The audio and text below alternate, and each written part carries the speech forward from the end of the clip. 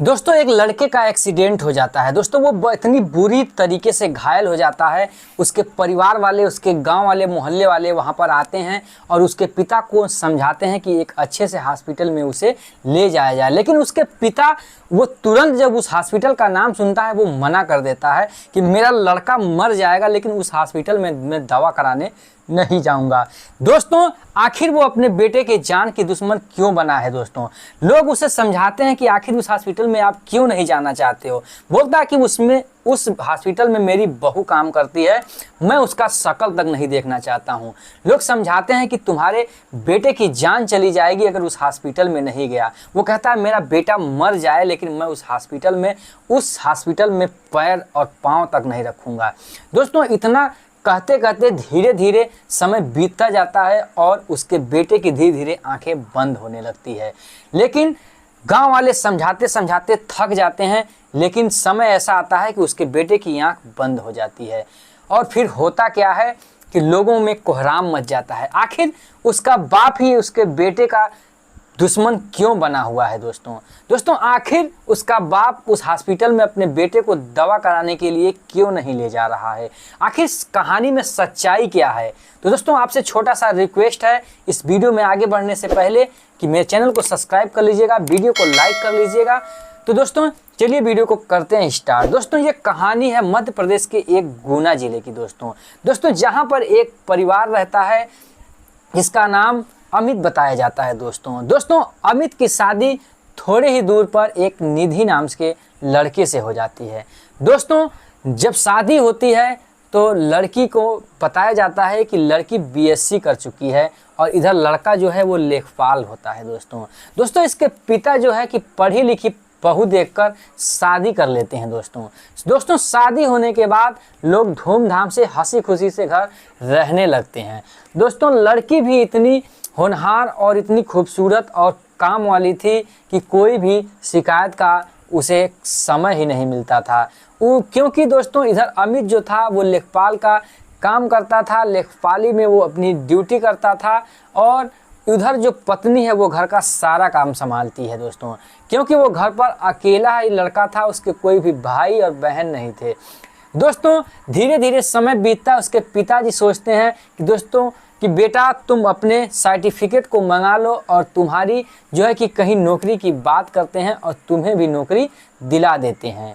तो उतने में जो निधि होती है वो उसके होश उड़ जाते हैं कि मैं बीएससी की मार्कशीट आपको कहाँ से ला के दूँ, मैं तो केवल इंटर तक पढ़ी हूँ, बीएससी फर्स्ट ईयर में ही मेरे पिता की मजबूरी के कारण मेरी पढ़ाई छूट गई थी। इतना सुनने के बाद जो अमित के पिता हैं, जो लेखपाल के पिता हैं, उनके होश उड़ जाते हैं। कहते हैं कि बताओ मेरे साथ नाइंसाफ़ी हुई, झूठ बोलकर मेरे बेटे की शादी एक अनपढ़ लड़की से करा दिया गया जो कि एक इंटर ही पास है। इतने में उसके पिता बहुत ही नाराज़ होते हैं। तो इधर कहती है जो निधि होती है, कहती है कि आखिर में मैं बीएससी करी भी होती तो मुझे तो इनका देखभाल ही करना था, इन्हें खाना ही बनाना है, इनके फाइल पत्र और जितने कागजात है उसी को तो संभालना होता। वो तो मैं कर ही रही हूँ, बाकायदे विधिवत से आपको बना खिला रही हूँ और आपको क्या चाहिए। इतनी बात जब उसके ससुर सुनते हैं तो वो गुस्से से आग बबूला हो जाते हैं।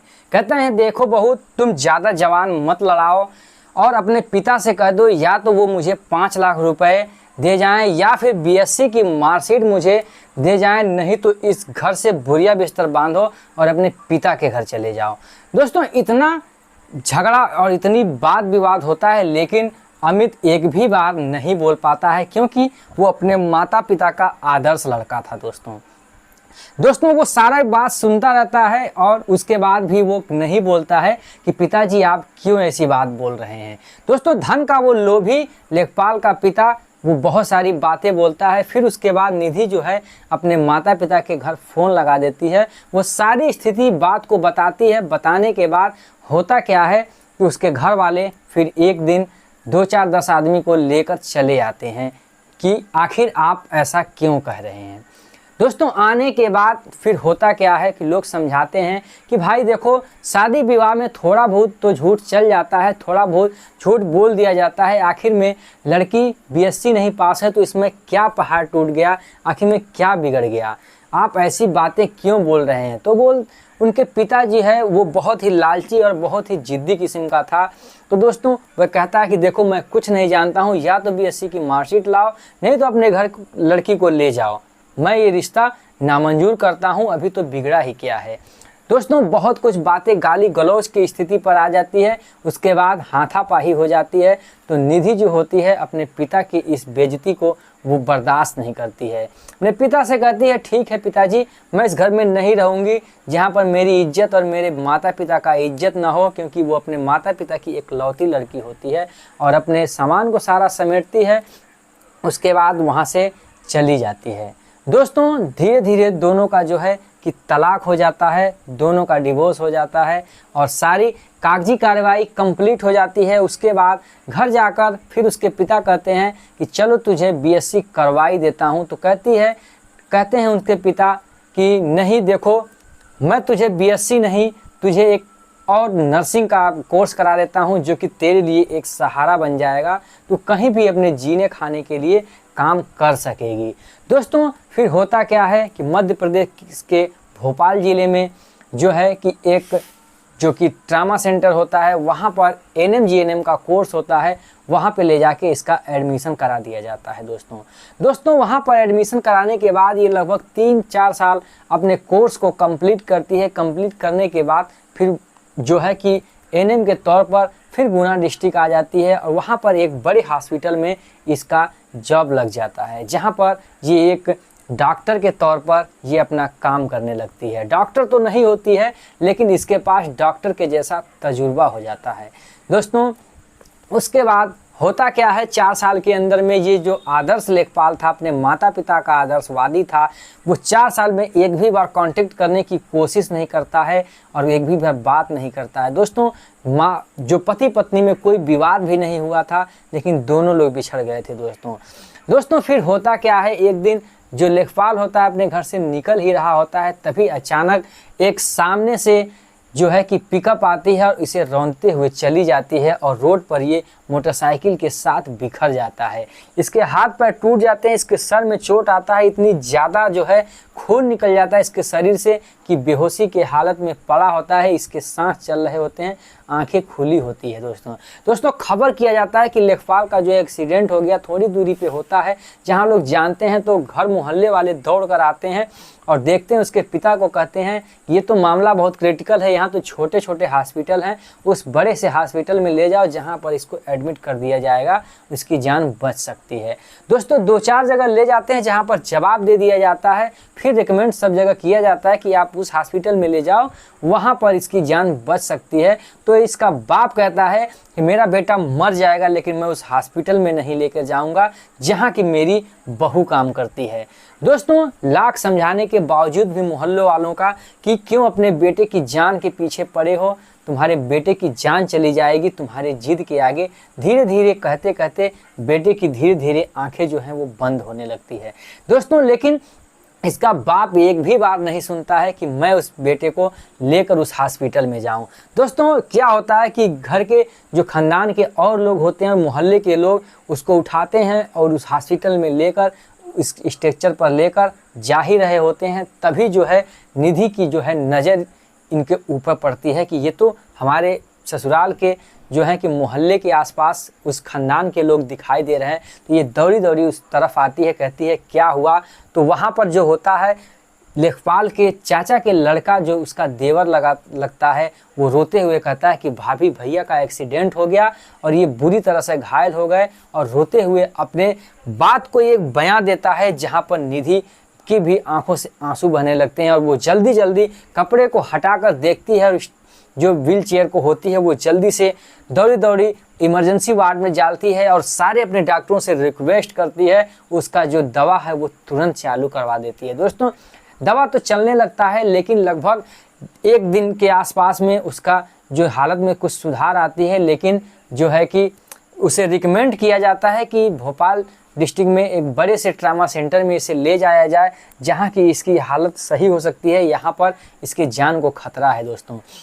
दोस्तों यहाँ पर होश तो आ जाता है। जैसे ही होश आता है दोस्तों, देखता है उधर निधि को, तो इसके आंखों से आंसू आने लगते हैं और अपने हाथ को उठाने का इशारा करता है। दोनों हाथ अपने हाथों में रखकर बात जो है कि आपस में सिसक कर रोने लगते हैं, क्योंकि दोस्तों 4 साल बाद पति और पत्नी का वो दर्द भरा मिलाप एक ज़िंदगी और मौत के सामने था, जो कि उसके आंसुएं बयां कर रही थी। दोस्तों तभी उसका पिता उधर से आता है और इस मंजर को देखता है। उसका बेटा हाथ को खींच लेता है अपने पिता को देखकर। देखता है पिता तो उसके होश उड़ जाते हैं। उसके कलेजे में जो है कि आग लग जाती है कि वाह, मैंने कितनी बड़ी गलती किया अपने बेटे को उसकी पत्नी से त्याग दिलवाकर, और आज उसकी पत्नी ही उसके जान की रक्षा कर रही है। मैंने इसको कितना गलत समझा था, ये कितनी एक देवी की रूप में है। दोस्तों उसके बाद वो उसके पैरों के नीचे गिर जाता है और हाथ जोड़ के माफ़ी मांग लेता है कि बहू मुझे माफ़ कर दो, मैं माफ़ी के तो पात्र नहीं हूँ, लेकिन मेरे बेटे की जान बचा लो। दोस्तों इतना कहकर चुप बहू होती है, उठाती कहती आप ऐसी बात ना करो, इनका जान और मेरा जान एक ही समझो। मैं ऐसी नहीं सोचने वाली, मैं इतना गलत नहीं सोचने वाली, आप ऐसा मत सोचिए और आप आराम कीजिए। उसके बाद क्या होता है कि उससे वहाँ ट्रांसफ़र किया जाता है ट्रामा सेंटर में। फिर वो अपने स्टाफ से बात करती है कि वहाँ पर जो डॉक्टरों की टीम से फिर ले जाती है, वहाँ पर दवा इलाज चलता है और धीरे धीरे जो है कि इधर लेखपाल जो होता है अमित, उसकी हालत में सुधार होने लगती है। धीरे धीरे 1 महीने वहीं पर रह के सारे दवा का ट्रीटमेंट करती है और धीरे धीरे अमित सही होने लगता है। इधर उसका पिता जो है वो सोच सोच कर बिलख बिलख कर रोज़ रोता है कि मैंने इस देवी जैसे पत्नी को इसके तलाक दिला दिया और इसे बेघर करा दिया, दोनों तरफ के 4 साल ज़िंदगी जिया और मैंने ये कैसा अनर्थ कर दिया।